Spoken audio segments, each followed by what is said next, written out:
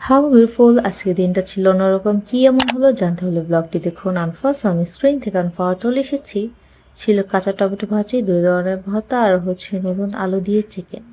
চিকেনটা তো বেশ মজা হয়েছিল, খুব বেশি মজা হয়েছিল। আর ফার্স্টে আমি খেয়ে নিচ্ছিলাম ধনেপাতা ভর্তা দিয়ে। ফ্রেশ ধনেপাতা ভর্তা শীতের দিনে বেশ ভালো লাগে কাঁচামরিচ দিয়ে। আর ছাদ বাগান থেকে পেড়ে নিয়েছিল আমার হাজবেন্ড সিম, সেই সিম দিয়ে বানিয়েছিলাম সিম ভর্তা। বেশ মজা হয়েছিল, এক্সপেকটেশনের বাইরে। আমি তো ফ্যান হয়ে গিয়েছিলাম, এত বেশি মজা হয়েছিল। এখন আমার জিভে জল চলে আসছে, আমার খুব বেশি প্যারা লাগছে ভয়েসটা দিতে। আর খেয়েছিলাম কাঁচা টমেটো ভাজি, যেটা আমার একদম অপছন্দ।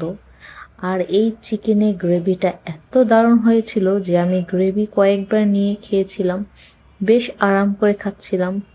জোস হয়েছিল। এরকম চিকেন আমার কাছে তো বেশ ভালো লাগে নতুন আলু দিয়ে। খাওয়া দাওয়া শেষ করে বিকেলে গিয়েছিলাম ছাদ বাগানে একটু ঘুরতে। শীতের সবজি আসলে সিম, টমেটো, বেগুন, কাঁচামরিচ, অনেক ধরনের সবজি ছাদ বাগান করা হয়েছে ছাদে। আমার কাছে তো বেশ ভালো লাগে এই ধরনের ছাদ বাগান।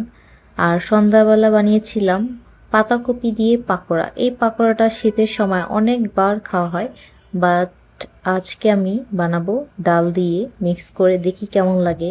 ফার্স্ট টাইম বানাবো। আর ঘরে যা যা মশলা ছিল সব কিছু ইউজ করেছিলাম, চাট মশলা, ম্যাগি মশলা, ধনে গুঁড়া, জিরা গুঁড়া। বেশ মজা হয়েছিল। সঙ্গে আমি ধনেপাতা ভর্তা দিয়ে ট্রাই করছিলাম কেমন লাগে। মোটামুটি ভালোই লেগেছিল, বাট আমার হাজব্যান্ডের কাছে একদম ভালো লাগেনি। কি আর করার, ও খাচ্ছিল।